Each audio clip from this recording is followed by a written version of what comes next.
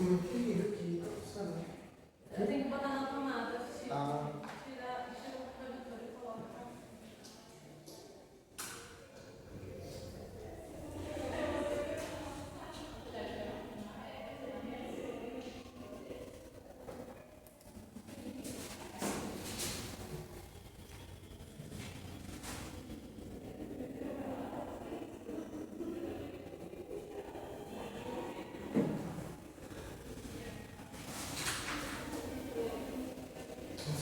Ah, não, não.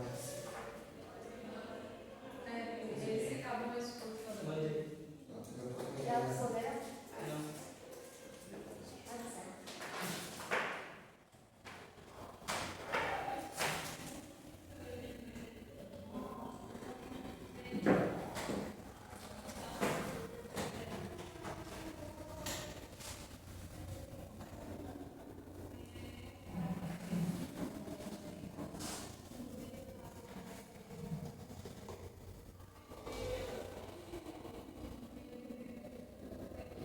Ah,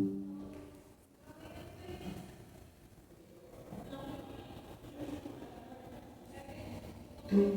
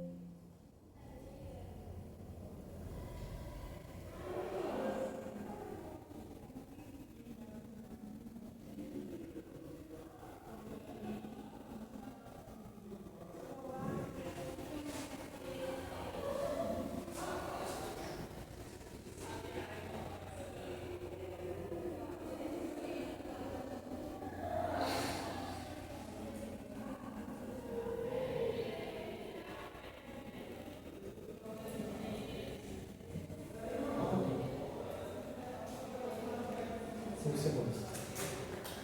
Bom, 45 segundos, totalizando aqui segundo.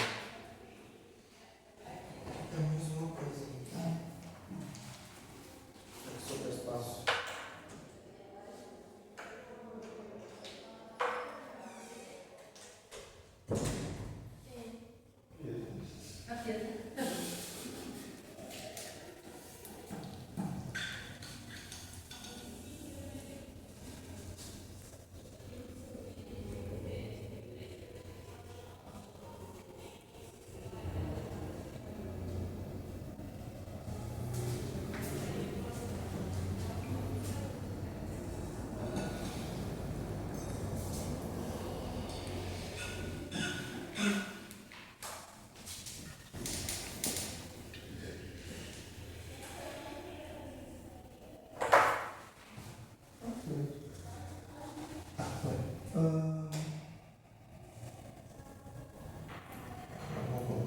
Posso começar?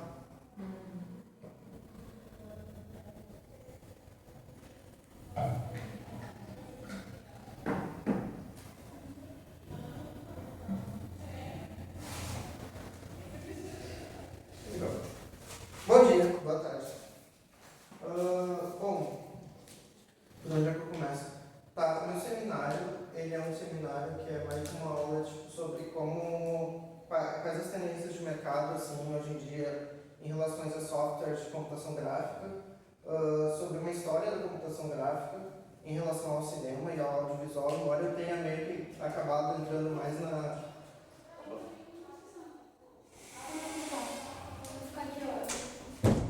Tá bom, show. Embora eu tenha acabado entrando bastante na parte dos jogos, porque não tem como, mas é uma introdução sobre como é que começa a computação gráfica em relação aos jogos e ao audiovisual, quais os tipos de computação gráfica, e no final uma perspectiva sobre o que eu acho, na minha opinião, que vai ser o que vai acontecer daqui para frente no mercado de efeitos visuais.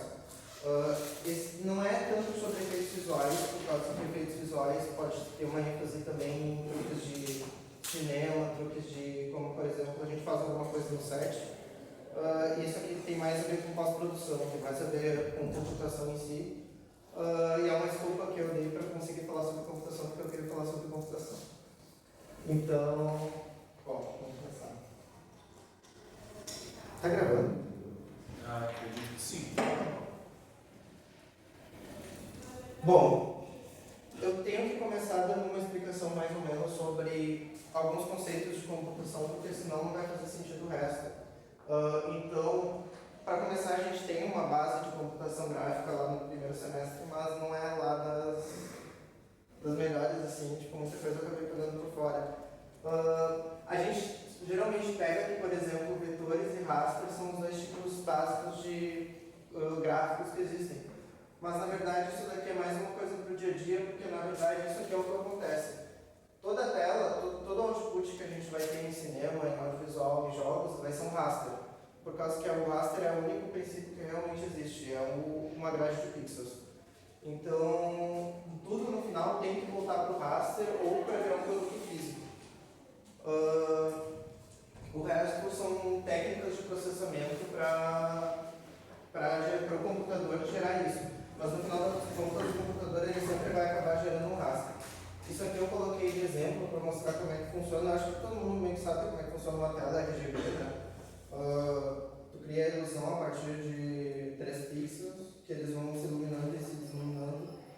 Aqui bem simples, uma tela LED, que já mais avançada. Tá. Aí aqui partindo desse exemplo, como que o raster ele se traduz para código. Então, por exemplo, aqui tu vai ter os códigos hexadecimais que vão formar essa imagem. E isso aqui, se tu parar para pensar, isso é bastante pesado. Comparado com isso aqui tu tem 5 pontos de vetoração, mas tu tem basicamente a mesma coisa. Então, isso daqui é uma forma que foi achada de tu criar gráficos mais leves, criar gráficos que possam ser armazenados com menos memória, mas que contenham a mesma informação. Então, isso aqui começou, a história dos vetores começou nos anos 70, como uma gambiarra para conseguir armazenar imagens de uma forma mais simples no computador.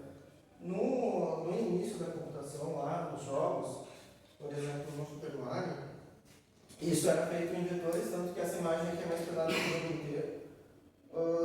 Mas também, não necessariamente com os vetores que a gente conhece hoje, mas eles geralmente dividiam tanto que dá para ver, que está tudo, um pixel tem, outro pixel não existe, sabe?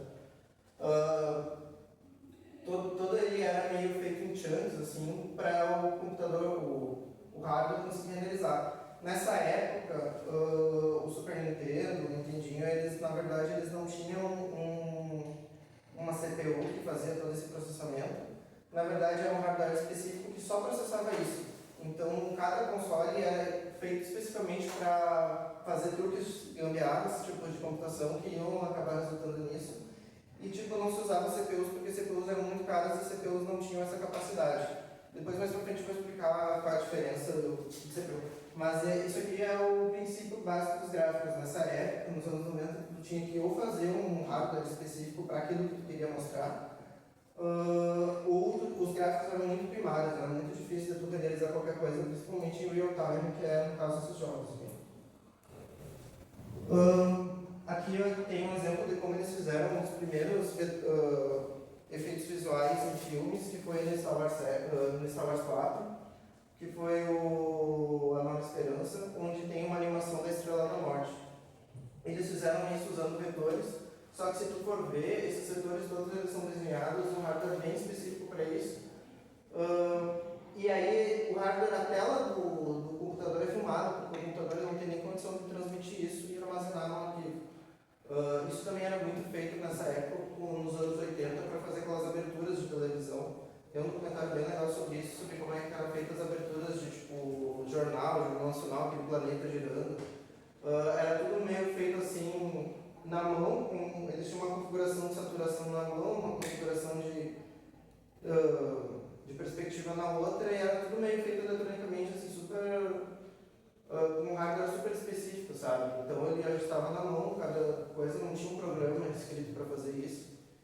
E eles tinham meio que jogando assim, e aí, se for deixar mais um pouco, dá pra ver que tem uma câmera de cinema, de filme, filmando a tela do computador.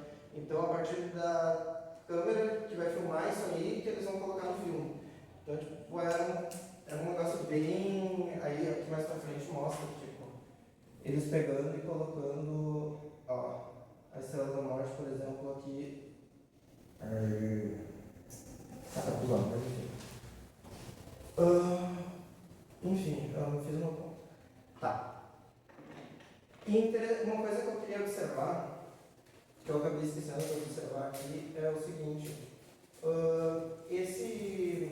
Isso aqui dá para perceber que isso daqui já é um wireframe. Então, isso aqui é um vetor, né, no caso. Muito delícia. Enfim. Isso aqui é um vetor, vocês sabem como é que é essa animação da Estrela da Morte, né? Que eles mostram como é que eles vão explodir a Estrela da Morte.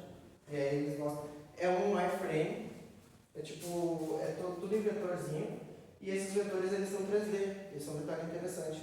Então, como é que o 3D primordial surge? O 3D primordial ele vai surgir de dois vetores. Porque tu vai ter vetores que podem ser desenhados tipo x, y e z, um plano cartesiano, né? Então tu tem, o vetor é isso, tipo, vários pontos em x, y e x, y, e aí tu expande isso para um eixo z, e aí tu vai criar um plano em 3D, um plano cartesiano em 3D. E aí que surge a mesh, que é o polígono. Então todo computador, para ele processar a parte mais básica, tipo, o raster do 3D é o mesh, é o polígono. O computador, para ele criar uma imagem em 3D, ele vai precisar necessariamente criar um polígono. E um polígono ele vai ser o quê? Uma soma de vetores, de 3 vetores. Aqui é um caso, por exemplo. Isso aqui eu tenho 2 eixos, tem o eixo X, eu tenho o eixo Y, então vai ter o eixo Z também. Mas, antes de chegar nesse ponto, houveram alguns truques que foram usados para se fazer com que desse a ilusão de 3D quando os computadores eles não conseguiam exatamente processar as informações em 3D. Esse daqui é a forma como o Doom era feito. O Doom ele era um jogo totalmente 2D que dava a impressão de ser 3D, por causa que ele foi feito pelo John Carmack de uma forma muito inteligente, que ele renderizava cada linha usando o raycaching e ele dava para o computador quanto que essa linha tinha que ser maior ou menor. Mas o computador ele processava cada linha separada, mas ele não tinha um 3D real. Então o computador, ele tipo, tanto que ele não podia levantar a câmera para cima ou para baixo. Ele só podia ficar com a câmera fixa, porque a ilusão de que tu estava pegando um gráfico 3D só funcionava quando tu tinha uma câmera fixa que ela não se mexia nem para cima nem para baixo, senão tu quebrava totalmente essa ilusão. Isso dá para perceber aqui. Olha. Aqui, por exemplo, como é que ele fazia. A única coisa que ele desenhava no Doom era esse mapa aqui, e a partir desse mapa aqui de setores, o computador ele ia rastreando e ia desenhando cada linha e aumentando ela ou diminuindo. Então, tipo, a linha da parede ela ia ficar menor ou maior. E aí, conforme isso, tu sabia quando que a linha, por exemplo, começava a linha da parede, visto daqui de cima, e começava a linha do chão. E aí tu conseguia criar uma ilusão de estar num ambiente 3D mesmo montando. Isso aqui é bem complexo, mas é bem legal, tipo, demora se vocês quiserem assistir. Eu posso depois disponibilizar os links. Tanto que aqui ó, tem eles entraram no código do jogo e alteraram a câmera para poder mexer ela, para poder mostrar o que acontece se tu mexe a câmera do Doom. Dá para perceber que quebra completamente o jogo, assim, porque ele tipo quebra totalmente a ilusão, né? Por exemplo. Então, tipo, ele não é um jogo que ele é realmente 2D, que é 3D. Por quê? Por causa que o poder de processamento nessa época era muito baixo da CPU. E eles não conseguiam direito ainda criar. Eu vou entrar mais na parte do processamento depois. Mas vai com isso. Tá. E aí o que eu quero dizer? Do vetor, tu consegue gerar, por exemplo, isso aqui. Isso aqui é um plano cartesiano em 3D. Que são vetores, são os mesmos vetores que tu vai ver no Illustrator, só que eles estão com um eixo a mais, que vai ser um eixo de profundidade. E a partir disso aí, o computador ele vai conseguir processar polígonos.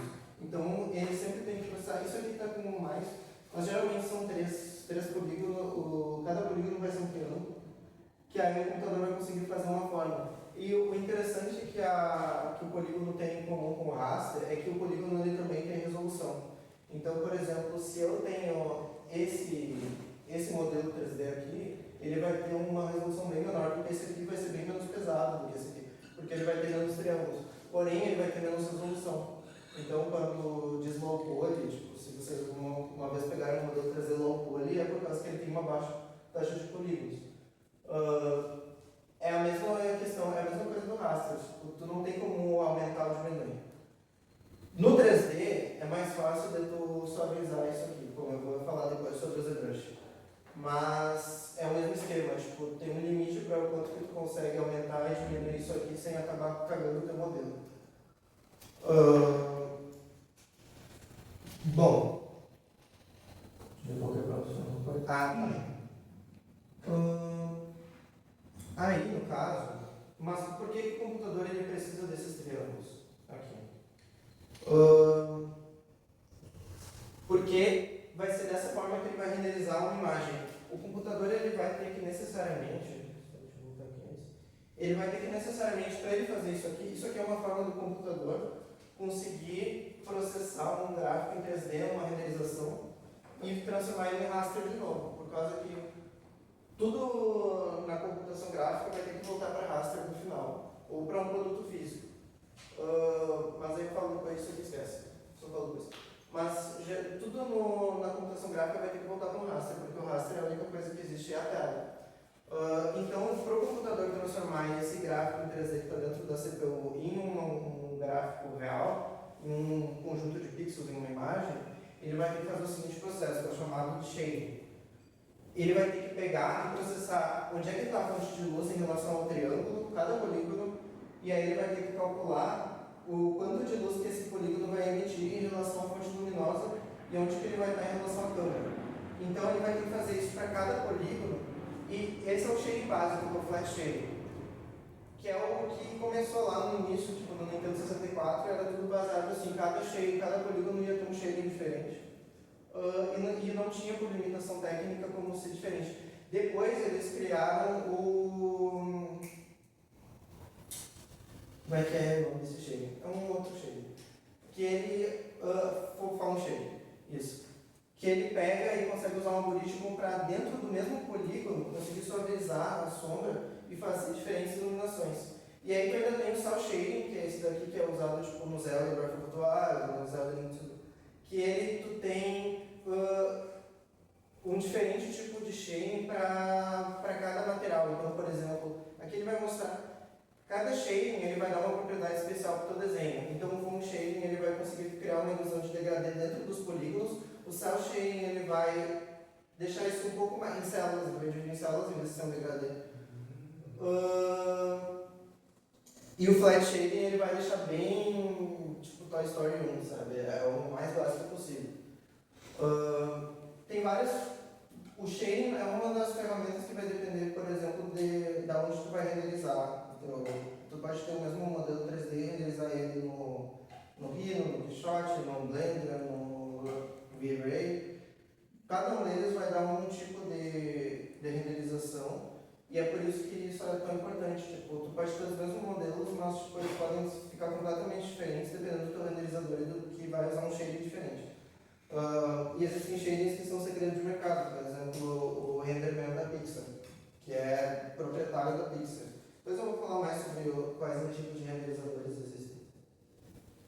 Bom, mas isso aqui é 3D básico. Tipo, todo 3D ele começa com o polígono. O raster do 3D é o polígono, é a modelagem poligonal. Porém, deixa eu ver, eu acho que a próxima é sobre isso já. You just render the front não. of the light. This gives us a map. Shadow Mapping, eu expliquei como é que ele renderiza o objeto, mas eu não expliquei como é que ele renderiza a sombra. Para renderizar a sombra, ele vai usar o Shadow Mapping, que é fazer um mapa da onde que o objeto em relação à luz está pegando sombra ou não. Então, por exemplo, ele vai projetar um mapa aqui da onde que essa fonte luminosa vai estar pegando, aqui é a sombra. Então ele sabe que aqui é a sombra desse objeto. Então ele vai conseguir projetar, por exemplo, desenhar aqui uma sombra. Aqui é a câmera. Entende? E ele vai ter que fazer isso para cada polígono, no caso. Para cada objeto, né? Não precisa fazer isso para cada polígono. Isso aqui é uma simplificação, porque hoje em dia, tipo, 30 300 vezes mais complexo que isso. Mas isso aqui é mais para explicar o básico, para conseguir, e aí ele consegue fazer isso aí. E aí aqui dá para falar também de HDR, sobre o que é HDR. O HDR, tu vai ter o shading, tu vai ter o shadow mapping, e tu vai ter também uma outra coisa que vai ser utilizada junto. Eu acho que o HDR não fala mais pra frente, eu não lembro. Aqui. What part? Tá. Esquece o HDR, isso eu falo mais pra frente. É que eu fiz a apresentação semana passada, eu não lembro mais de que ordem que tá as coisas. Tá. Mas tu renderizou isso aqui. Mas tu ainda precisa, por exemplo, colocar uma textura, por exemplo. Então, tipo, se tu quer que isso aqui não seja só uma bola branca, por causa que o Shadow Mapping, o Shadow Mapping e o Cell Shading, eles vão dar os tons de luz. Então, mais claro, mais escuro, tu pode colocar até uma cor. Mas tu não pode colocar uma textura. Como é que tu coloca uma textura nesse objeto para ele parecer alguma coisa? Para isso, tu vai usar o UV Mapping. O UV Mapping nada mais é do que a mesma coisa. O UV do UV Mapping é porque os X, Y e Z já estão ocupados pelos triângulos, então o UV é a posição da textura em cima desses triângulos. Por isso que é o mapeamento UV. O UV Mapping ele vai pegar um mapa flat, uma rasterização, e vai pegar e vai ligar essa rasterização, vai ligar cada pixel dessa imagem com um polígono, com um vetor de polígono, para ele saber onde é que ele tem que colocar cada coisa. Então ele vai pegar e vai... Colors and objects, please. What part of our texture? Aqui ele tem os polígonos, aí aqui ele vai pegar... UV mapping. You can imagine this as essentially writing the texture of our object and remembering where Vai marcar. the overlap our image. Então agora ele sabe cada coordenada de cada polígono dentro do objeto. But the principle is the same. E aí, We want to a know partir which disso, você pode construir o VMAP, isso aqui eu costumava modificar em jogos, que é aquele mapa, por exemplo, para texturizar esse personagem, tu vai fazer esse mapa aqui. E aí esse mapa aqui vai ter todas as coordenadas para tu jogar essa textura em cima dessa personagem aqui e deixar ela com textura. Essa mesma coisa aqui no caso, outro exemplo de VMAP. Aqui tu tem todas as texturas. Isso aqui, se vocês entrarem numa pasta de um jogo, vocês vão conseguir achar bastante dessas imagens aqui. Vocês devem, um jogo mais antigo principalmente, porque os jogos mais atuais eles tendem a colocar tudo dentro de um arquivão para tu não poder mexer dentro. Mas os jogos mais antigos, tipo GTA Vice City, dava para tu entrar e modificar, tipo, desenhar um paint em cima e modificar todo o personagem, sabe? Assim que vai ser dada a textura. Então a textura, ela vai ser, imagens e texturas vai ir para renderização junto com o mesh. O mesh, por isso que eu falei isso aqui, os vetores, tu tem o vetor que sai do raster, tu tem o mesh vai junto para a renderização com as imagens, com as texturas, que vão voltar para o raster.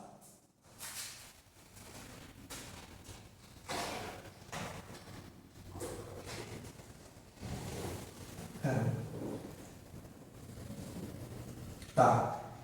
Só que tem mais um elemento nessa renderização aí que tem que ser colocado, que é o que está no entorno, o ambiente. Então, por exemplo, tu tem um objeto. Tu vai ter a sombra, tu vai ter uma fonte luminosa, num cenário simples. Tu vai ter uma fonte luminosa, tu vai ter um objeto, tu vai ter a textura do objeto, mas tu também vai ter o arredor do objeto. Então, por exemplo, o ambiente que ele está situado. Essa TV aqui, ela está refletindo a sala. Então, isso é uma coisa que tem que estar na renderização também. Como é que geralmente isso é feito? Isso é feito geralmente através do HDRI. O HDRI ele vai ser uma textura enorme, gigante, que vai ficar em volta do mapa como se fosse um cilindro interno. É High Definition, Resolution, não lembro, alguma coisa. Mas dá para pesquisar no Google.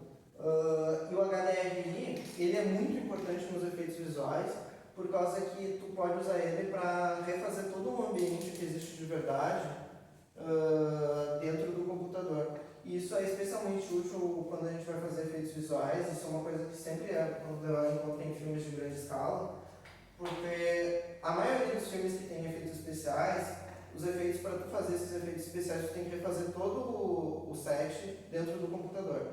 Então todos os personagens que eles estão ali, tipo Homem de Ferro, eles têm que ser remodelados dentro do computador e todo o cenário tem que ser feito virtualmente também.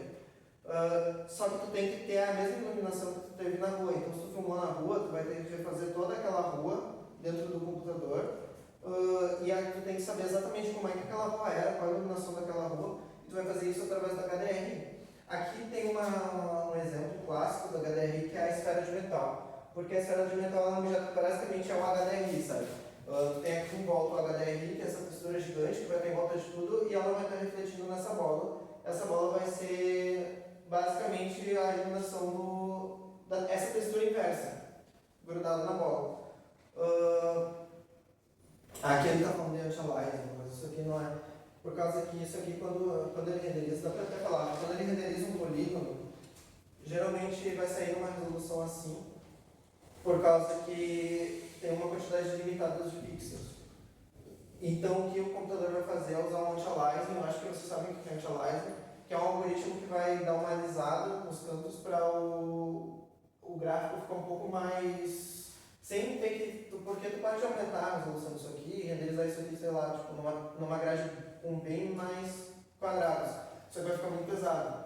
Então, o ideal é tu fazer com menos e depois usar um algoritmo para ir só visualizando. Tem várias técnicas que usam disso, que tu renderiza num jeito menor e depois tu usa um algoritmo para fazer um alisamento, assim, tipo... E tem várias técnicas de anti-aliasing, assim, ó. Aqui eu acho que ele mostra. Para deixar desse jeito, sabe? Isso tu pode perceber em jogos, em filmes, assim, isso é uma coisa que... Aí aqui tem vários tipos de anti-aliasing, sabe? Que vão... Cada anti-aliasing pode ser usado num... Existem milhares de algoritmos que podem ser usados. Aí aqui é a bola. Essa bola ela é muito usada na produção de filmes por causa que é ela que vai dar o HDRI. Então, sempre que tu tem uma produtora que vai ter grandes efeitos visuais no filme, geralmente eles usam muito essa bola. Por causa que o que eles fazem? Eles pegam, colocam a bola no set, tiram todo mundo e aí eles vão tirar uma fotografia de todos os cantos dessa bola esférica para eles fazerem essa bola dentro do computador e montarem um mapa de HDR da cena. E a partir disso aí consegue fazer uma cena com a mesma iluminação no computador do que a iluminação que estava ali na vida real. Então, por exemplo, se tu tem a armadura do Homem de Ferro, tu consegue fazer com que a armadura do Homem de Ferro e o reflexo dela seja o mesmo que estava em volta ali dos outros atores, para bater um com o outro, para não ficar estranho. Porque se tu filma no fundo verde e depois não corrige isso, a armadura ela vai ficar refletindo a cor verde. Ela não vai ficar refletindo a mesma cor que estava na rua. Então vai ficar um negócio super esquisito, sabe? Não vai bater, vai parecer como uma tela verde mesmo. Você comprou uma vagabunda, assim. É isso.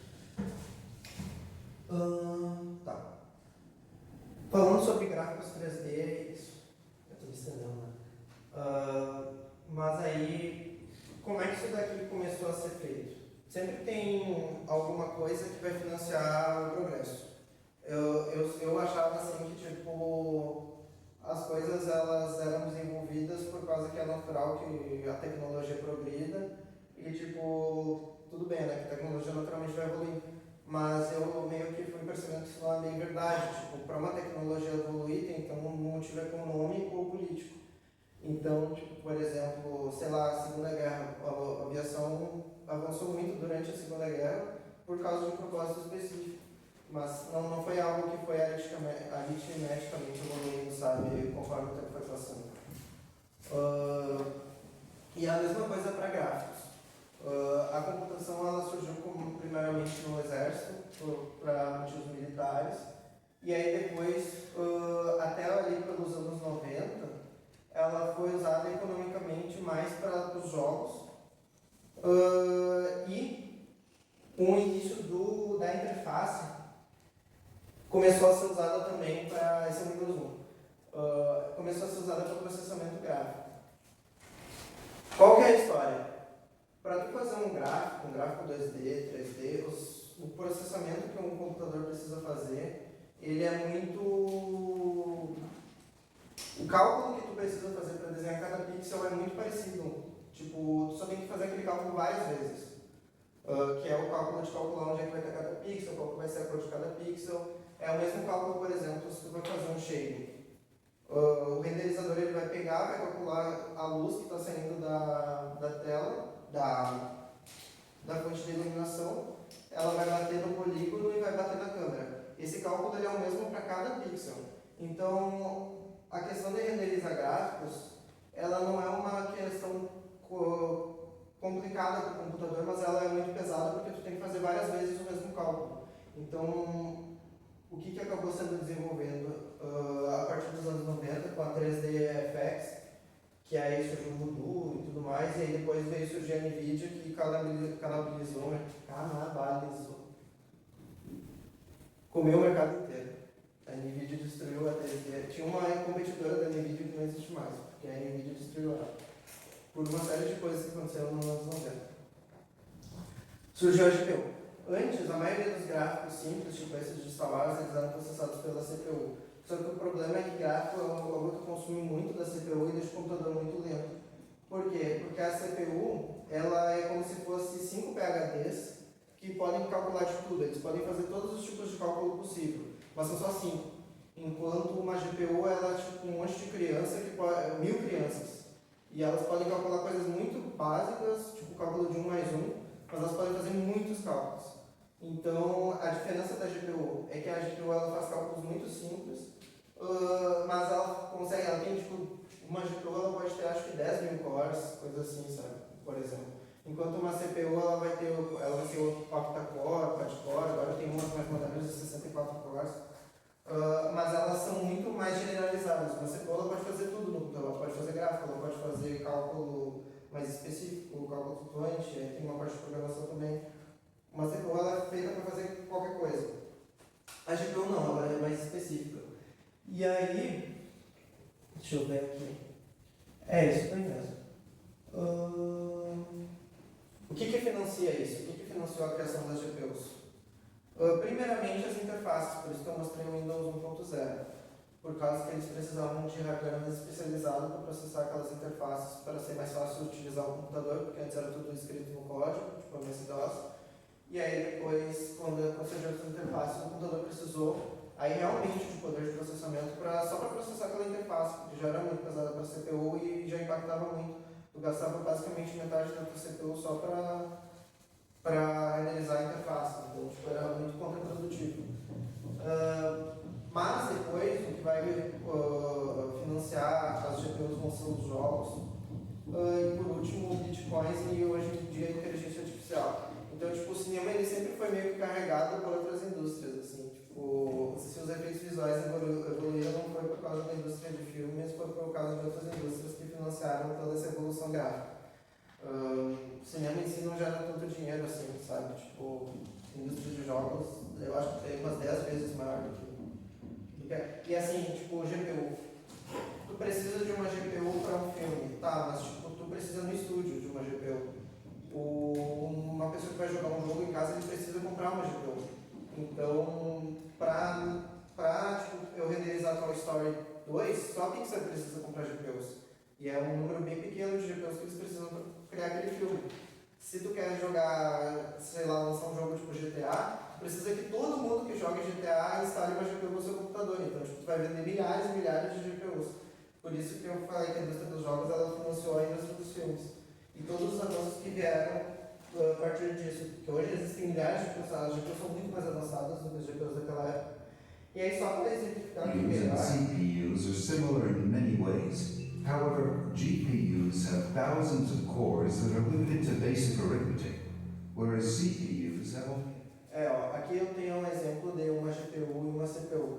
A GPU aqui, como ele está falando, 3.854 cores, e a CPU ela vai ter 10 cores, mas ela vai conseguir fazer muito mais coisa. Ela tem todo um processamento de transistores que estão organizados de uma forma que eles conseguem fazer muito mais coisa e muito mais complexas, sabe? Codificação, um monte de coisas.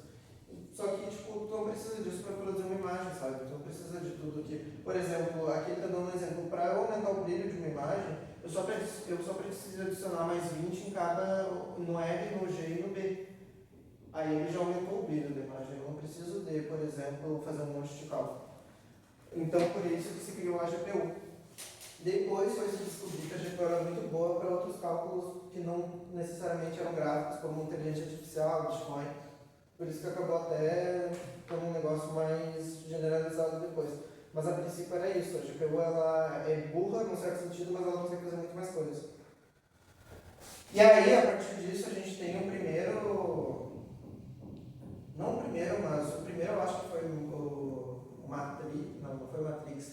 Matrix e também o Exterminador do Futuro, que tinha o T-1000, também era computação gráfica. Mas eu acho que o exemplo mais clássico dos anos 90, de onde que você conseguiu chegar, foi o Jurassic Park, porque essa daí é o Jurassic Park em stop motion. Eles iam fazer o filme todo de stop motion, só que aí teve um pessoal dentro da Lucasfilm que estava trabalhando com modelagem poligonal. E aí eles estavam tentando ver e eles não tinham conseguido autorização para apresentar para o Spielberg. Aí o que eles fizeram? Eles pegaram uma animação de um dinossauro que eles fizeram no computador e deixaram numa tela rodando perto do Spielberg, onde o Spielberg ia passar. Aí o Spielberg viu e falou, cara, que porra é essa aqui? A gente tem que fazer desse jeito aqui, não sei o que. Aí, não, tá. Aí fizeram. Aí o diretor lá ficou puto da cara, com os caras que deixaram na tela, mas ficou por isso mesmo, né? Aí, esse eu acho que foi o primeiro filme que teve um uso massivo de computação gráfica. E se tu perceber, toda a computação gráfica nesse filme ele era muito low poly. E o que eles usaram muitos artifícios para conseguir fazer com que esse filme não ficasse tosco. Por exemplo, a cena do tiranossauro na chuva, sabe? Então, toda hora estava chovendo. E eles, como eles já tinham todos os animatrônicos feitos para fazer esse filme stop motion, eles misturaram. Então, foi muito uma mistura de fazer as cenas mais de longe em 3D, com o bicho se mexendo, e as cenas mais perto com ele, com o robô mesmo. Para dar uma sensação de que aquilo não era falso, assim. Porque se eles aproximassem demais do modelo do 3D, dá para ver que era bem tosco. Aí aqui tem toda o... passa bastante. Bom, vou deixar passando isso aqui e vou falar. Mas eles têm outros propósitos para o 3D, além de modelagem de filmes e jogos. Um outro propósito para o 3D é fazer produtos físicos, então prototipagem. Fazer um carro, fazer um notebook, tudo isso é feito a partir de CAD. O que é o CAD? Então,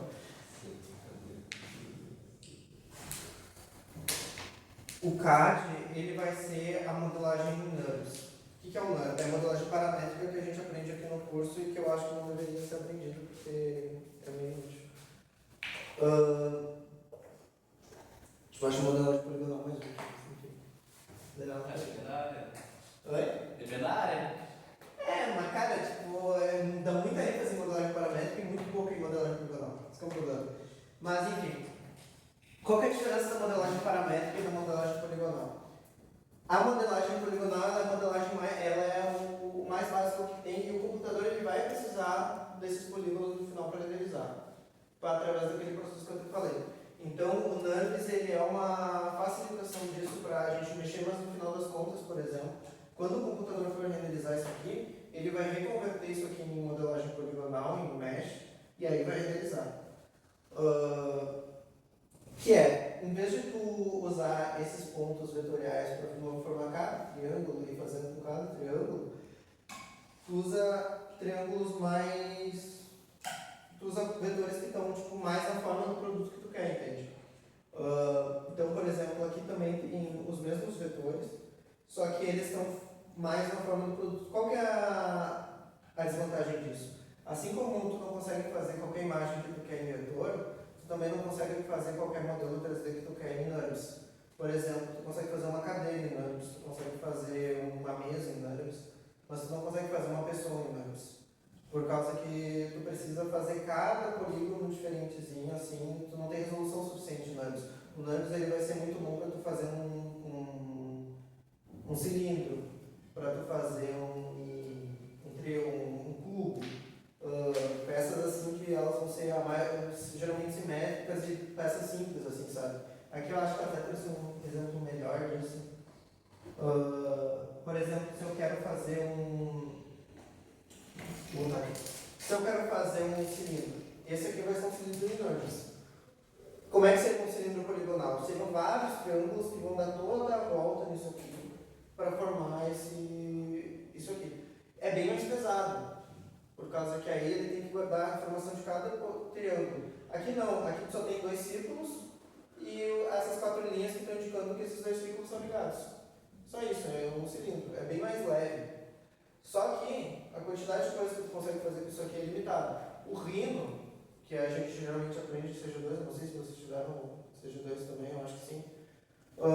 Ele geralmente vai trabalhar com NURBS, mas tu também pode no Rhino trabalhar com Mesh se tu quiser. Mas ele é um software mais feito para trabalhar com NURBS. Quais são os seus softwares padrão de NURBS? NURBS é o nome desse tipo de modelagem. As pessoas geralmente chamam de CAD, mas o nome técnico é NURBS, que é... Não... É uma sigla em inglês. Nossa, não estou qual que é para vocês. Esses geralmente são softwares dinâmicos, vão ser softwares de arquitetura, vão ser softwares de modelagem paramétrica, vão ser softwares de CAD, Inventor, Solid. Todos esses softwares eles vão trabalhar com esse tipo de cálculo. Se eu quero fazer um cilindro, eu vou ter 2 círculos e esses círculos vão ser ligados. Claro que para renderizar isso aqui depois, precisa renderizar, o software ele vai fazer isso aqui ele vai converter isso aqui para mesh, para polígonos, e aí vai renderizar na tela. Ele está fazendo isso a todo momento. Só que como o objetivo final disso aqui não é aparecer num jogo, nem num filme, nem numa tela, o objetivo disso aqui é ser feito em impresso, é mais importante para tu saber quais os processos, tipo, qual o básico da forma, tipo, é mais útil tu saber que um cilindro ele é feito por 2 círculos do que por vários triângulos, sabe? Isso não vai ser útil para ti se tu é um engenheiro. Então essa é a modelagem em NURBS. E aí a modelagem em NURBS ela vai indo mesh e ela pode resultar num produto físico ou voltar para mesh e ser renderizado. Por isso que eu aqui completei o gráfico. Tá. Aqui eu tenho mais uns exemplos que eu coloquei, tipo, como é que fica um carro em modelagem poligonal e como é que seria um carro em NURBS. Percebam que o carro em NURBS ele é bem mais leve, ele dá bem mais ênfase à parte da engenharia da coisa, tipo, como é que tu realmente vai precisar dele. E qual que é a vantagem do NURBS? Eu falei que o vetor, a modelagem mesh, ela tinha resolução. Então, por exemplo, eu não posso pegar esse modelo aqui, imprimir numa impressora 3D no tamanho de um carro e não esperar que eu vá ver os triângulos, sabe? Enquanto aqui eu consigo aumentar isso no computador quando eu quiser diminuir e o computador ainda vai entender a forma exata do que eu quero, sabe? A forma suave do que eu quero. Então, o NURBS e o Mesh, eles têm uma analogia muito boa com o vetor e com o raster, só que no 3D. O NURBS ele nunca vai perder a resolução. Ele sempre vai ser mais leve, porque ele vai guardar os dados básicos, mas ele vai ser sempre mais limitado, assim como os vetores e o raster. Então é literalmente a mesma coisa, sabe? Não é de propósito isso aqui, mas funciona essa analogia. A real está aqui, a analogia que funciona na cabeça está aqui. Aí a gente vai ter a modelagem poligonal, que vai ser para visualização e para performance, que vai ser para jogos, por exemplo, para filmes, para efeitos visuais. Aqui eu tenho os 4 principais programas. Esses aqui são os standards da indústria, o Maya e o Max e o ZBrush. E aí tem o Blender. O Blender ele é o outsider que está dominando o mercado, mas depois eu falo mais dele. No caso da modelagem, aí agora eu vou falar dos tipos de processos que existem de modelagem dentro da indústria. Tipo, são várias fases. Tu vai ter primeiro, para tu chegar no resultado que tu quer, eu falei da modelagem aqui, só que para tu chegar nisso aqui, tu vai ter várias áreas com profissionais diferentes. Então tu vai ter setores diferentes dentro de um estúdio que vão fazer coisas diferentes para que no final dê nisso aqui. O primeiro vai ser o de modelagem, que vai ser quem vai fazer a figura em si. Então, tu vai ter um setor de modeling. E dentro desse setor aqui, tu vai ter pessoas que podem tanto fazer modelagem poligonal, que é essa modelagem que está aparecendo aqui, que é a modelagem que ela vai ir manipulando cada polígono em si. E ela é uma modelagem que ela é útil por causa que ela pode ser mais leve. Isso aqui é muito importante para jogos, porque para jogos a quantidade de polígonos importa muito. Então, se tu fizer um modelo muito complexo e depois for colocar num jogo, pode acabar se ferrando muito. E aí criar um modelo que é insustentável, daí colocar dentro do jogo, e aí tu vai ter que refazer todo o teu modelo com menos polígonos. Nos filmes isso não é tanto um problema, por causa que tu vai renderizar uma vez aquilo e não vai renderizar mais de novo. E aí tu vai ter esses dois setores. Tu vai ter a modelagem poligonal, e aí tu vai ter outra modelagem que foi criada ali em 2010, que ganhou um Oscar, inclusive, que é a Sculpture. Que o Bruno Turner, não sei se vocês chegaram a pegar ele passou um pouco sobre. Ele deu uma cadeira inteira sobre. Que é o ZBrush. O ZBrush ele começou com tudo isso. Então aqui tu vai ter. Não, aqui é poligonal ainda. Mais pra frente aqui tu vai ter a modelagem em Sculpture, que foi? O ZBrush ele foi lançado em 2010 e ele revolucionou a indústria, porque antes do ZBrush, o que as pessoas faziam? Eu vou falar mais sobre scanner 3D, mas geralmente para fazer umas figuras muito complexas, eles geralmente modelavam de verdade, tipo o Senhor dos Anéis, que eles fizeram modelos de eles fizeram aquela em castelo que eles invadem, eu acho que ele é toda uma miniatura em tamanho real, tipo uma sala inteira em miniatura, e aí eles escaneavam, usavam uns scanners 3D para escanear todos aqueles modelos e aí refazer eles no computador. É muito difícil de fazer um modelo do zero, um modelo complexo, tipo uma pessoa inteira no computador. E aí o ZBrush surge, porque, olha isso aqui, né? Imagina modelar uma pessoa inteira desse jeito aqui, tu vai demorar um mês para modelar uma pessoa inteira. Mais, na verdade. Então, o que eles usaram, vai ficar tosco, não vai ficar tipo. Isso aqui vai ficar uma pessoa com a pele super liso, sabe? Ela não tem definição, ela tipo, parece que ela é artificial. Então, quando surgiu o ZBrush em 2010, o ZBrush veio com uma nova forma de modelagem, uma nova forma de processamento de polígonos, que é o SubD, que ele permitiu com que tu. Deixa eu ver se eu consigo aqui.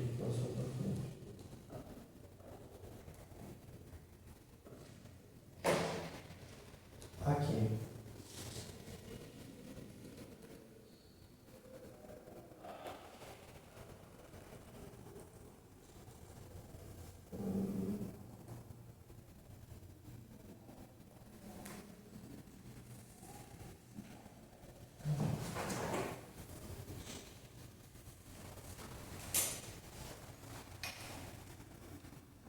Tá, aqui.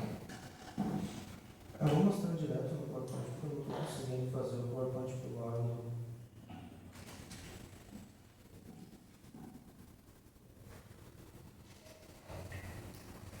Aqui, ó.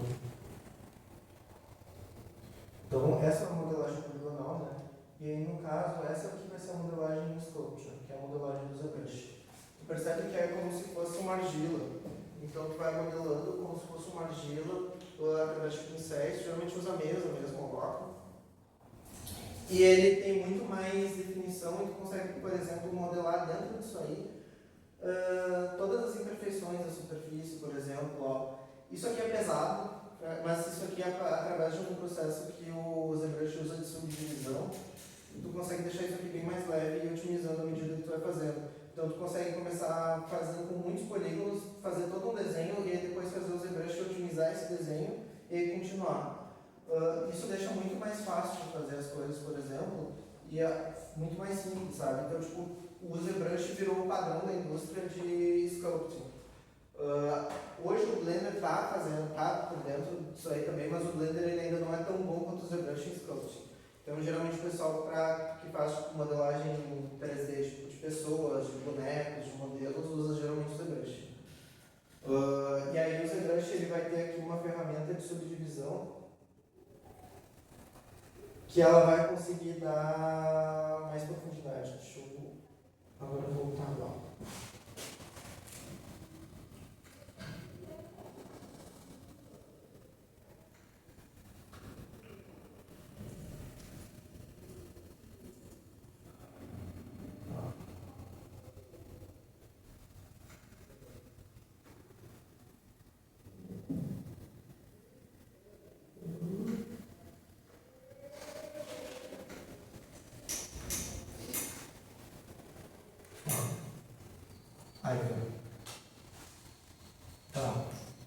Aí, por exemplo, aqui. Essa daqui é uma mecha poligonal e essa daqui é uma mecha em sub-D. Percebe que a mecha em sub-D, ele meio que usa um artefato null para deixar ela mais ou menos assim, só que isso aqui é só otimização, isso aqui é truque matemático. No final das contas, ele consegue refazer isso aqui, passando para esse tipo de modelagem aqui, quando tu vai renderizar. Hoje em dia tem vários truques para fazer isso, tipo, eu estou passando assim básico para dar mais ou menos um panorama geral, mas cada coisa dessas aqui que eu estou mostrando é super mais complexa. Então, tipo, se tu for pesquisar sobre, tem bem mais coisas sobre isso aqui. Aqui é um exemplo de como é que ele faz. Então, por exemplo, aqui tu tem um boneco numa resolução menor, e aí aqui tu consegue usar a subdivisão para deixar maior. Aqui ó, tu está aumentando o nível da divisão, entende? Então, por exemplo, aqui ele vai pegar...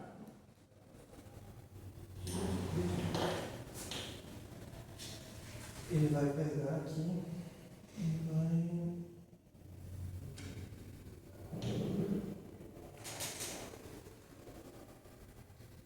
E vai conseguir dividir, por exemplo, aqui. Vou mostrar para vocês o foco de brush mesmo. Eu tenho aqui um modelo.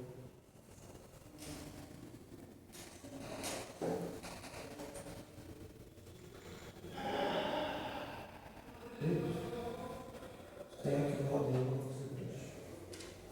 E esse modelo está em subdivisão. Tu pode aumentar, por exemplo, se tu quer fazer uma sombra maior, sei lá, fazer um buraco no bochecho dele. Tu pode pegar e dividir a geometria sem destruir a geometria anterior, entende? Então, por exemplo, aqui dá para ver os polígonos. Eu posso, por exemplo, pegar e dividir mais, ó. E ele vai criando mais polígonos entre os polígonos que já existiam. E aí eu posso dividir de novo. Se eu apertar esse botão aqui muitas vezes, o computador vai explodir. Mas a partir de fazendo isso, tu consegue tipo, criar retoques e aí depois diminuir a resolução deles e ir brincando com esse jogo de resolução, sabe? Até chegar no produto final. Nos jogos, isso aqui vai ser mais importante do que nos filmes, porque nos filmes tu vai ter tipo, um render farm, que é tipo, um servidor inteiro, tipo, um monte de computadores. Assim. A Pixar, eu acho que tem salas e salas de computadores assim, que eles vão estar sempre renderizando. E são servidores assim, muito potentes, então não precisa se preocupar tanto assim, com a resolução do que tu está fazendo. Mas na parte dos jogos, isso aqui é bem importante. Aí, aqui como as coisas eram feitas antes do ZBrush. Esse aqui é o diretor de efeitos visuais do Senhor dos Anéis. E aí ele está mostrando aqui como é que ele fazia. Ele fazia só um boneco de rigging, que é um boneco que tu liga com a modelagem para tu conseguir fazer a animação. E aqui vai mostrar que ele pega eles têm todos os bonecos que eles usaram no Senhor dos Anéis, o Gollum, todos. Eles têm em argila. E aí eles vão pegar e vão modelar todos esses bonecos utilizando um scanner em 3D. Aí, ó, no caso. E aí eles conseguiam, a partir disso, deixar mais... Eles tinham algum nível de modelagem que eles conseguiam fazer, mas era muito básico, assim, sabe? E os computadores deles também não permitiam algo muito avançado. Então tu tinha que usar vários truques. No Senhor dos Anéis, eles misturavam muito CG com miniatura. Então, câmeras em miniatura. Aí eles tinham aquelas câmeras que eram usadas... Não sei se vocês já viram aquelas câmeras que são ligadas com braço robótico. Que esses braços robóticos, eles conseguem fazer exatamente um take do jeito, tipo, que tu quer, sabe? Um take que seria impossível de tu fazer na mão. E aí tu consegue fazer aquele mesmo take dentro do computador. Então tu mistura o take em miniatura com o take feito no computador, com as mesmas posições de câmera. E aí tu consegue... Aí ele tá, por exemplo, escaneando um boneco e passando ele pro computador, esse boneco em modelagem digital. Porque não tinha como nessa época fazer de outra forma. Outro exemplo disso aqui vai ser o filme A Guerra de Agosto, que eles vão pegar e vão escanear. Às vezes tu não necessariamente não tem como modelar, mas é mais fácil, por exemplo, tu tem um modelo real, tipo, tu precisa fazer esse menino voando. Então tu vai fazer um modelo 3D dele voando. É mais fácil tu pegar e modelar ele inteiro usando um scanner 3D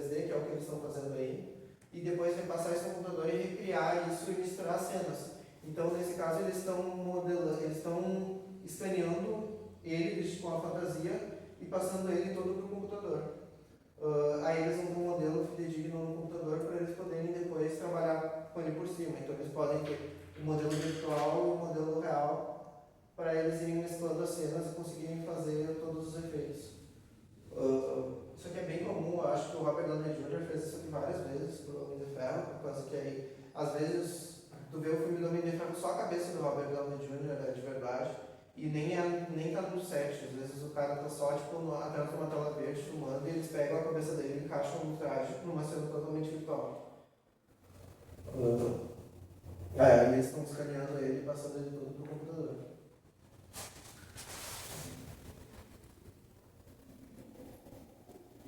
Animação. O próximo setor que vai ser usar, que vai passar depois que essa modelagem está pronta, tudo isso aqui vai passar para o setor de animação. O setor de animação vai fazer o rigging. O que é o rigging? O rigging ele é pegar e criar dentro do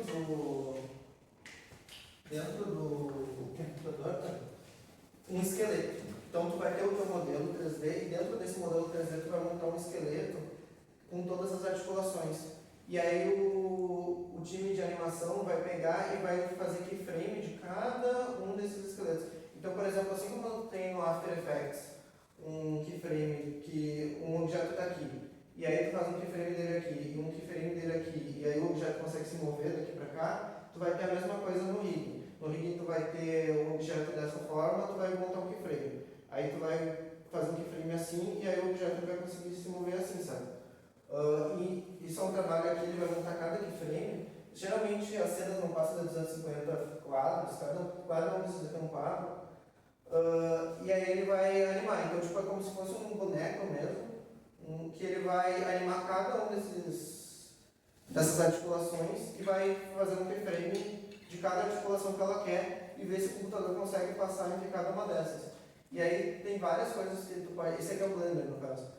Tem vários tipos de articulação. Geralmente, tu sempre que for modelar um filme, tu vai fazer na pose T, chamada pose T, que é a melhor coisa para tu criar as articulações. Então, tu nunca vai criar um modelo, por exemplo, quando tu for modelar algo para o cinema ou para jogos que for para ser animado, tu sempre tem que modelar nessa posição, porque é nessa posição que o modelo ele pode ser colocado o esqueleto dentro dele. Esse esqueleto ele vai definir onde que os polígonos podem ir ou não. Parece fácil, só que às vezes buga. Então, às vezes acontece, por exemplo, isso daí dá uma bugada, os polígonos não irem para o lugar certo. Mas, então é um trabalho bem laboroso, assim, mas tipo, hoje em dia já é bem mais fácil, tem vários processos dentro do computador que tu consegue fazer para isso ficar mais simples, para não bugar tanto. Eu acho que com o tempo está melhorando isso. Aqui ele vai ter cada osso aqui, ele vai criando os keyframes aqui de cada osso aqui para saber para onde é que cada um tem que se mexer. E aí vai eventualmente fazer o boneco se animar. E aí tu vai montar uma cena inteira, tu pode animar a câmera, tu pode animar o boneco, tu pode animar o cenário. Enfim, esse daqui vai ser o próximo. Nesse daqui, tanto em animação quanto em modelagem poligonal e de escultura, o padrão da indústria é o Maya e o ZBrush só para escultura em específico. Mas o Maya é para animação e para modelagem poligonal. Depois eu vou falar do Blender também, mas eu vou passando os padrões da indústria e aí depois eu passo o que eu acho que vai ser no futuro. Chico, quanto tempo tu acha que tem? Não sei. 10 minutos? Pode ser. Acho que eu não estou jogando. Aqui, por exemplo. Motion Capture. Só que, se vocês pararem para pensar, o rigging ele é algo que, por exemplo, nem sempre é tão fácil de fazer. Como é que tu vai fazer, por exemplo, uma Leia se mexer exatamente cada músculo dela como um ser humano de verdade, ou o Thanos? No computador é muito difícil de tu conseguir, na intuição, fazer com que o boneco se mova exatamente do jeito que o humano vai se mover. O ser humano tem 300, 400 músculos no rosto. Então é muito difícil de fazer isso na prática, assim. Então uma coisa que utilizam muito no cinema é o motion capture. que tu vai vestir um traje e ele vai ter vários pontos de captura no teu corpo, os atores vão vestir, e esse traje ele vai estar ligado com o rigging do personagem virtual que tu vai ter, que é esse traje aí, e esse traje ele vai passar os teus movimentos pro boneco. Então tu vai conseguir fazer com que aquele esqueleto dentro do computador faça os mesmos movimentos que tu virtualmente. Ele captura todos os teus movimentos. Claro que nem sempre isso dá tão certo. Aí ó, o esqueleto está capturando os movimentos dele e está passando por esse robô. Isso nem sempre vai dar certo por causa que, por exemplo, uma pessoa ela vai ter proporções definidas. Então, tipo, por exemplo, se tu for fazer o Thanos ele é muito mais alto que tu. Então, às vezes, fala, o Josh Brolin fez o Thanos e aí, tipo, só pegar e passar ele pro computador. Tipo, não é assim que funciona. É metade o ator e metade os animadores, por causa que os animadores eles vão ter que adaptar toda a performance do Josh Brolin para fazer o Thanos de 1 metro, de 2 metros, 3 metros de altura. Por causa que o boneco, quando ele é mais pesado, então ele vai se mexer mais devagar, às vezes eles têm que deixar o boneco mais devagar, porque ele vai ser no vida real, sabe? O Gollum também, assim, tipo, eu acho que o pessoal fala muito articulado antes do Josh Brolin, mas esquecem que, tipo, entre eles e o produto final tem vários animadores que vão fazer toda uma passagem e vão deixar.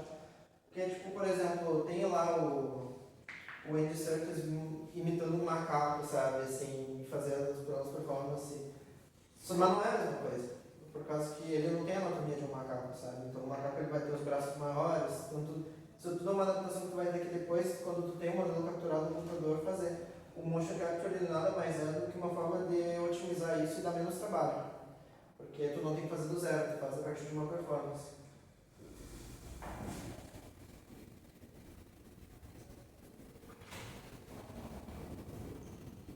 Tá. Esse é o setor, e tem um outro setor que é alheio a tudo isso, que é o setor de simulation, que vai usar o Houdini. O setor de simulação, ele é específico para criar effects. O que é effects? Effects é tudo que é, por exemplo, fogo, água. Tu não vai modelar tipo uma cachoeira. É impossível tu modelar tipo a água descendo cada partícula. Então, para eles fazerem isso dentro do computador, tu vai usar simulação. O Houdini é um padrão da indústria para simulações. Então, ele vai pegar e vai usar um artifício chamado voxels, que são cubos, tipo um pixel, só que tipo em 3D. E ele vai pegar e vai, a partir disso, simular várias coisas. Então, destruição de casas. Ele vai fazer toda essa simulação procedural. Tu vai colocar o teu modelo 3D ali, ele vai, tipo, é um programa que é especializado em destruir coisas, em simular fluidos, em simular fogo, em simular água. Aqui, por exemplo, está simulando a destruição de um prédio, sabe? Que é outra. Para tu trabalhar com simulação, a gente tem que estudar mais outros tipos de coisa. O Houdini é todo mundo dentro do Houdini. Mas só para dizer que ele vai usar tipo voxels, que são pequenos cubos, para simular tudo isso. Então, cada partícula de fumaça dessas é um cubo, muito pequeno. Quanto mais cubos tu usar, maior a resolução e mais pesado vai ser essa simulação. Então, isso aqui geralmente não é feito muito em jogos, isso aqui é mais usado em filmes. E aí tem todo mundo dentro que vai ter todo um setor dentro de estúdios só para isso, só para essa parte de explosão, de destruição, enfim. Aí eles vão pegar, aqui tem toda uma explicação, depois eu posso mandar os links. E aí, depois disso aqui, vai ter o quê? Vai ter o setor de composition, que vai ser um setor que vai pegar tudo isso aqui, shading, porque tem mais outros dois setores, que é o setor de shading e o setor de lighting, que é quem vai estar lá no set filmando, quem vai pegar aqueles dados do HDRI que eu falei para vocês, que vai fazer a luz, tipo, se tu trabalha no setor de modelagem, só vai modelar, né? Quem vai pegar e fazer a luz e o sombreamento vai ser outro setor. Então, quem vai pegar e vai compor tudo isso numa cena e vai ver o produto final vai ser o setor de compositing, que vai pegar e vai juntar as explosões que vão ser feitas no Houdini, os modelos, as animações, e vai juntar no Nuke. O Nuke é o padrão da indústria. O Nuke ele é tipo um After Effects, só que ele é mais complexo, porque ele funciona com um sistema de nós. Existem dois sistemas de composição, que é o sistema de layers, que é o do After Effects, e o sistema de nodes. Esse é o sistema de nodes. O sistema de nodes ele é mais complexo do que o sistema de layers, mas ele é menos limitado, porque o sistema de layers ele é muito limitado para fazer cenas assim, por exemplo, onde tu tem muitos objetos ao mesmo tempo simultâneos, e esses objetos eles precisam de... o Nuke é o padrão. E o Fusion também, que é do A20 Resolve, mas o Nuke é o padrão. Para simulações mais complexas. Então aqui eu vou dar um exemplo básico, aqui é em layers, por exemplo. O After às vezes é usado, mas o After é usado, por exemplo, para coisas em 2D dentro de filmes. Então, por exemplo, o capacete do Homem de Ferro, quando aparece aquelas coisinhas todas em volta da tela, assim, que ele está lendo, aquelas animações podem ser feitas no After. Mas o filme em si, as cenas, são todas feitas no Nuke. Então, aqui para ter um exemplo básico de como funcionam os nós. Aqui tu vai ter uma cena de um filme, aqui esse splitter ele vai dividir essa cena em R, G e B. Em cada um dos channels, então é a mesma coisa que se tu fosse no Photoshop dividir em channels, e aqui vai combinar. Então tu consegue pegar, selecionar um nó desses aqui e trabalhar só nele. Então tu pode trabalhar só num canal a partir disso aqui. Isso aqui é um exemplo bem simples. Geralmente um projeto vai ter tipo milhares de nós, eles vão estar todos divididos, organizados, e eu ainda estou estudando isso aqui. Mas isso aqui é bem complexo. Mas permite que tu faça bem mais coisas. Aqui é um exemplo do Nuke sendo usado na composição do primeiro avatar. Então aqui ele está dando uma aula de como eles fizeram a composição do avatar e é aqui mostrando os outputs e os inputs do Nuke.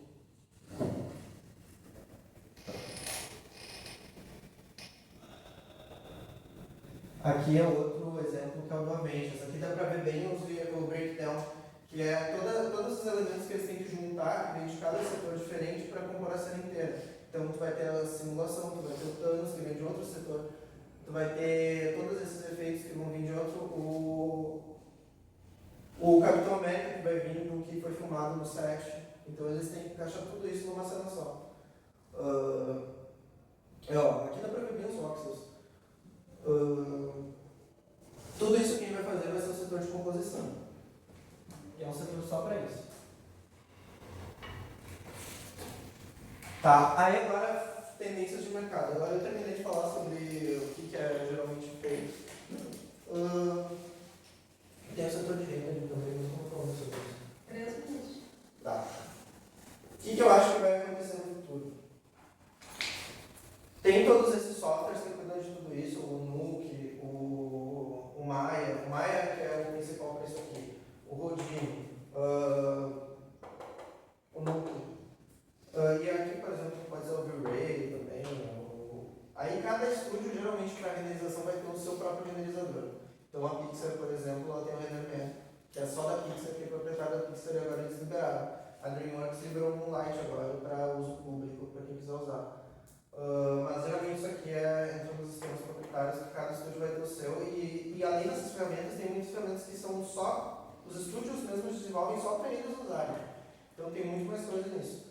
Mas eu acho que o que está começando a dominar pelo mercado independente, que é o mercado fora desses grandes estúdios, e talvez no futuro os próprios grandes estúdios, porque tem muita gente que trabalha fora, mas que às vezes vai ser contratado e só vai saber mexer no Blender, é softwares livres. Então softwares que eles utilizam outros meios que não seja tu ter que pagar uma tonelada de dinheiro para poder usar eles. E o Blender está aos poucos dominando toda a indústria porque ele está conseguindo, se tu entrar no Blender, ele faz tudo.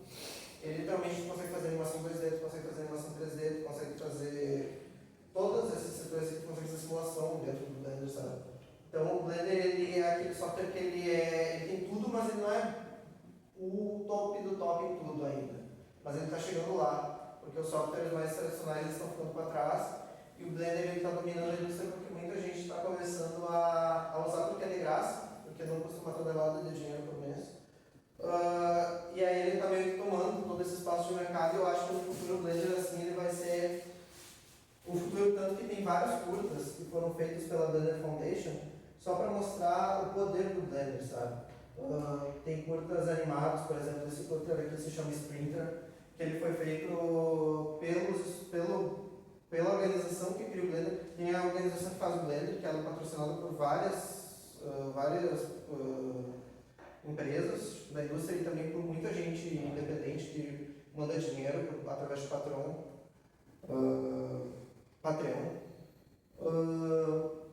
Eles têm um estúdio próprio só para fazer filmes para mostrar o potencial do Blender. E esses filmes todos, o legal é que se entra no site, eles disponibilizam o filme lá, os modelos, as animações, eles disponibilizam tudo para tu poder aprender. Eles também publicam sempre no site do YouTube tutoriais sobre como usar o Blender e como que eles fizeram esses filmes.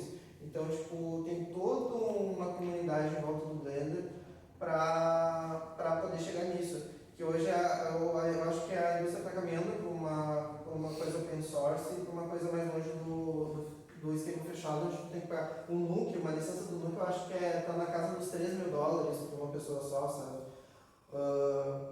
E o Blender ele faz tudo, sabe? E ele está melhorando muito e ele está indo muito rápido, porque à medida que juntou muita gente de volta, cada pessoa que entra e colabora, cada programador que entra e colabora, ele consegue ajudar o projeto a se desenvolver cada vez mais, ou até dando dinheiro, sabe? Tu cria uma comunidade grande e se tu for ver, por exemplo, o Blender, por ele ser mais recente, ele é muito mais eficiente. Tu baixa o Blender da Microsoft Store, ele pesa 200 MB, enquanto só o Maya eu acho que pesa 20 GB. E o Blender ele faz tudo que o Maya faz, ele faz tudo que o Nuke faz, sabe? E tu consegue instalar plugins nele e tipo, olha isso aqui é impressionante, porque isso aqui foi feito com software livre que qualquer pessoa pode instalar em casa, sabe? Sem usar mais nada, isso aqui foi feito só usando o Blender. Aí aqui eles têm, por exemplo, eles sempre disponibilizam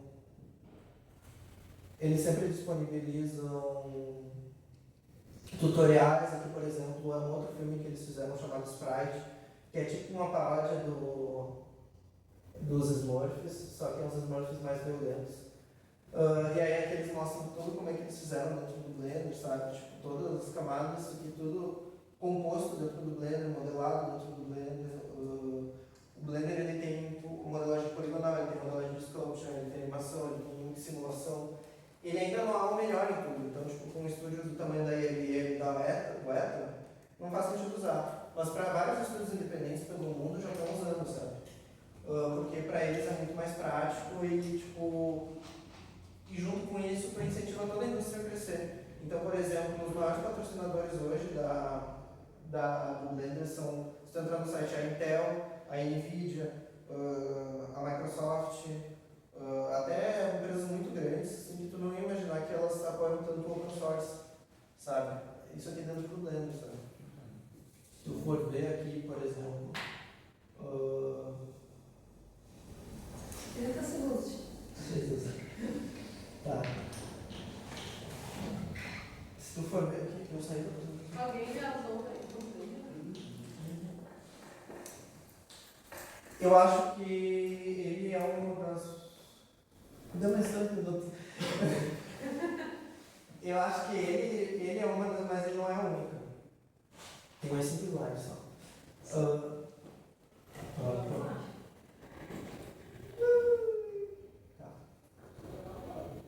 Peraí. Tá. Isso que está mostrando.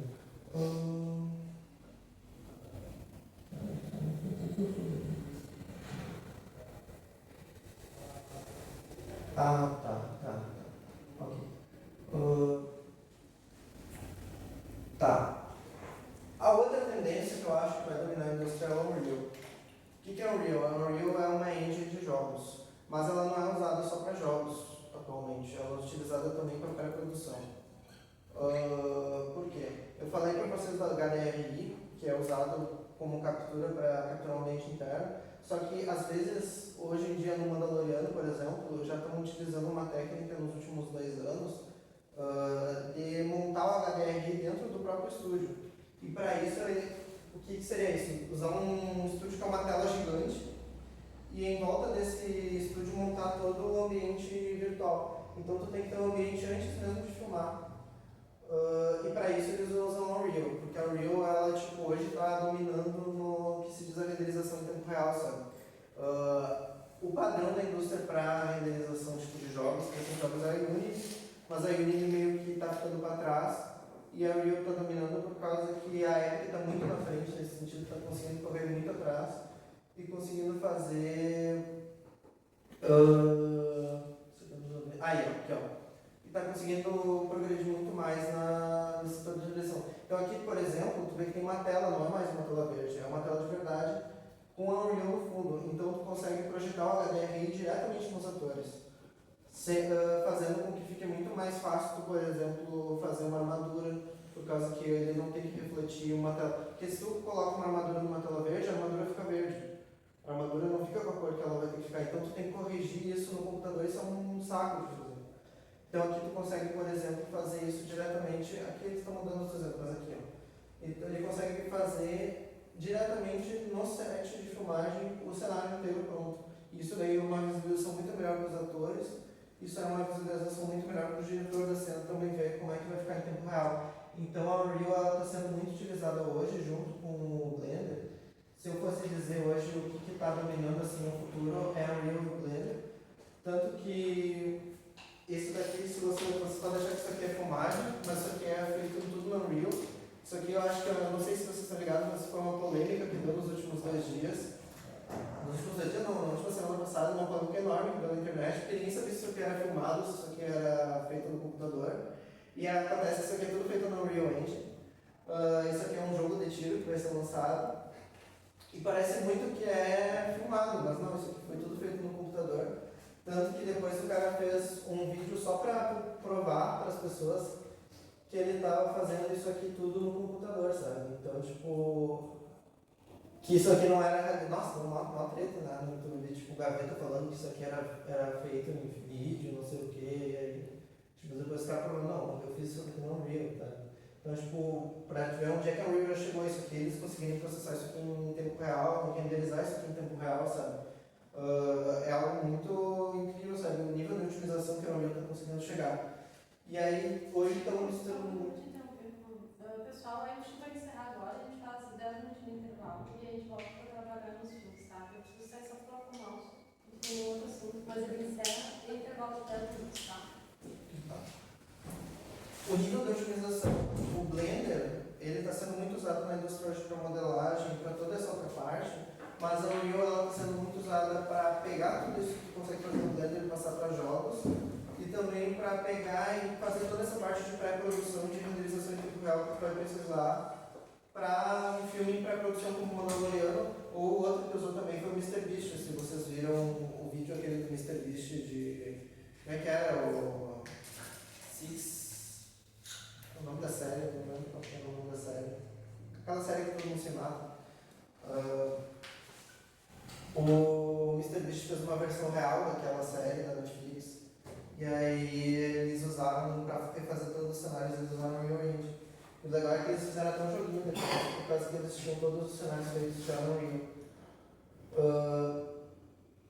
E aí, uma outra coisa que pode ser usada também, que está chegando para ser usado também, mas não necessariamente para substituir as pessoas como pensam, porque não está nesse nível ainda e eu acho que nem vai chegar, porque sempre tem uma parte criativa, sabe, para tu fazer, tem muito mais coisa do que só... Se vocês forem ver, por exemplo, tem muito trabalho que realmente ninguém gosta de fazer, tipo aquela modelagem poligonal, ou aquela animação que tem que ficar fazendo keyframe de cada bonequinho se mexendo, Isso aí é muito útil, tipo, eu acho que isso aí vai ser uma área de inteligência artificial que vai colaborar muito com os efeitos, sabe? Então, tem algum... Isso aqui, por exemplo, uma rotoscopia mais chique, que vocês já devem ter visto isso aqui, que é o filme do Corridor Crew, que eles pegaram, filmaram isso aqui tudo e passaram isso aqui foi um cenário que eles fizeram na Unreal e passaram no Stable Diffusion.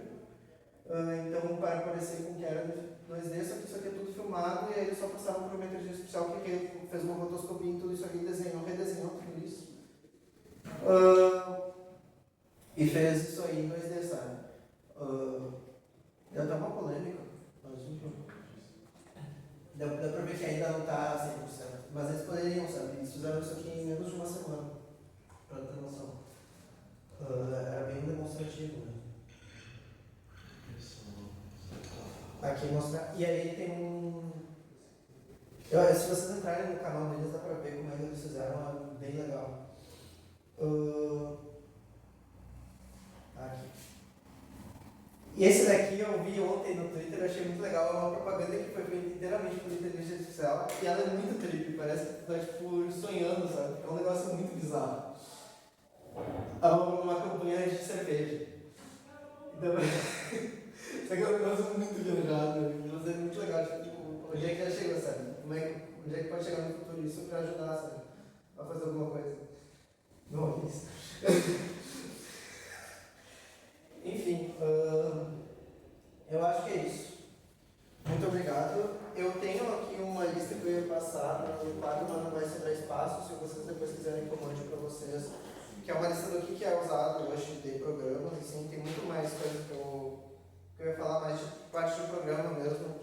Mas a base da computação é aqui, tipo, eu acho que os softwares eles não importam tanto porque os softwares eles mudam, sabe? Conforme o software for mais adequado, ou tipo, o software que tu está usando não importa muito, o que importa mais é os conceitos. Porque os conceitos eles vão ser os mesmos independente de qual software tu está usando, sabe? Se tu está usando Figma ou está usando Adobe XD, o conceito por trás vai ser o mesmo, sabe? A filosofia do software vai ser a mesma. Então, é isso. Obrigado.